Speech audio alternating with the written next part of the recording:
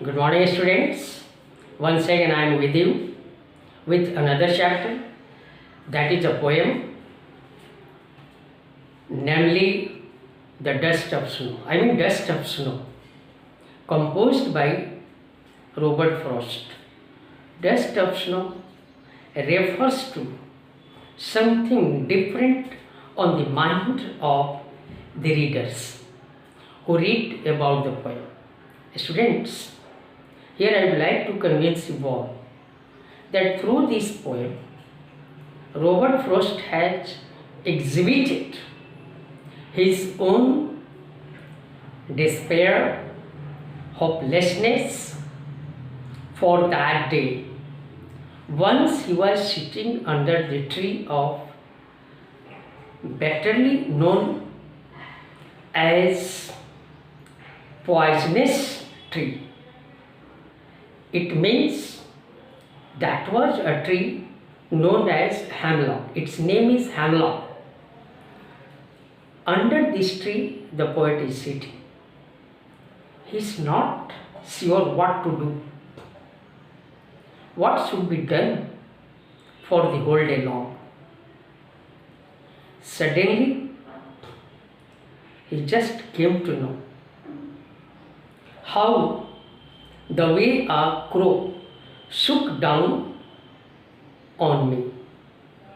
Means a crow was sitting on that particular hemlock tree, which is a poisonous tree.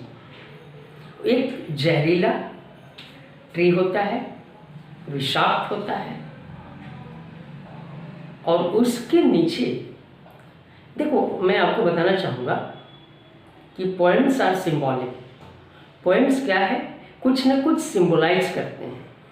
दो lines में बहुत कुछ बातें कह के पोएट पूरे दुनिया को बात बताने के लिए अन्य चीज़ों का सहारा लेता है. इसमें डिस्पेयर की बात की गई है, होपलेसनेस की, कि वो सारा दिन क्या करे.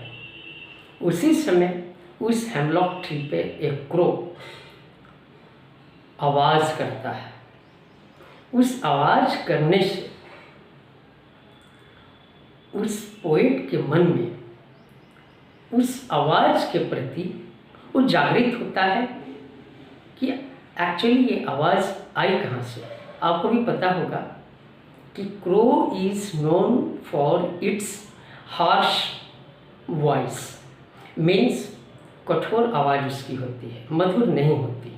यानी परिस्थितियाँ विपरीत हैं. एक तो जहरीला पेड़ और दूसरा क्रो.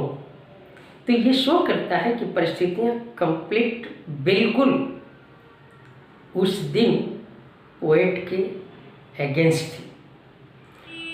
क्रो के द्वारा आवाज़ किया जाना और डस्ट ऑफ स्नो का मतलब मैंने बताया कि बहुत सारे ग्रिप्स उसने सीज कर लिया था, कैप्चर कर लिया था पोएट को.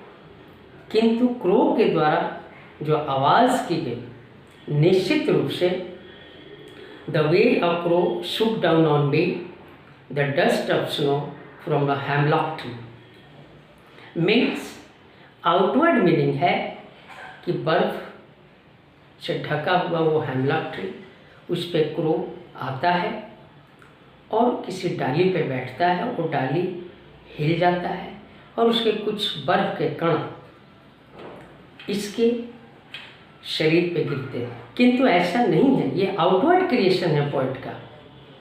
डस्ट ऑफ स्नो और क्रो के माध्यम से पोएट बताना चाहता है कि उस दिन वो काफ़ी निराश था.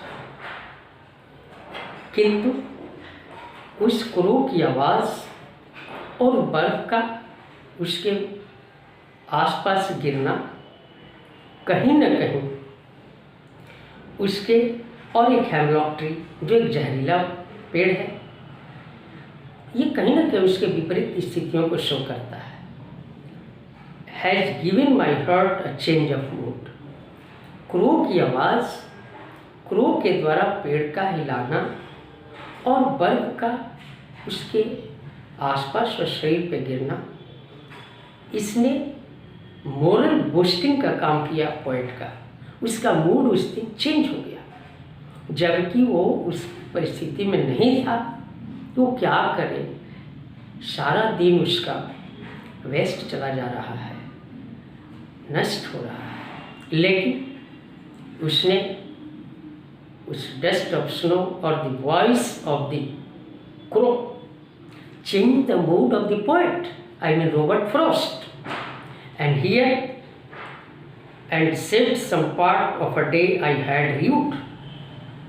इस प्रकार से उस पेड़, डस्ट ऑफ स्नो और वो क्रो की वॉइस ने इस पोएट की मूड को चेंज किया, और इसके पश्चात वो वहाँ से एक डिसीजन लिया। He just decided to do something in the remaining part of the day.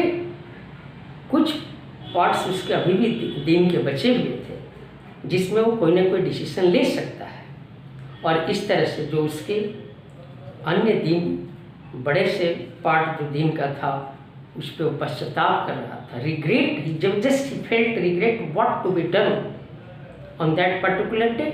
लेकिन उसे एक मोरल बूस्टिंग मिली, वो खड़ा हुआ और फिर उसने डिसीजन लिया कि जो भी हमारे पास समय है उस समय का हम यूज़ करेंगे। अर्थात इस पोएम के माध्यम से Robert Frost has given a message to the people that whatever the time is there with them, that is theirs, should be utilized in proper manner, irrespective of the time the wastage have taken place in the past, because future is ahead, past has been already gone, past cannot return, but future is before us, और हम जो भी हमारे पास समय है उसको हम आगे करेंगे। इस माध्यम से हमें एक मोरल बूस्टिंग का काम रॉबर्ट फ्रॉस्ट ने किया है। देन आपने इसकी मॉरल को समझ गए कि फ्यूचर को देखना है, समय को देखना है, और उसके अनुसार अपने को डिसीजन लेना है, काम करना है। Okay, the poem is finished, means completed. Thank you.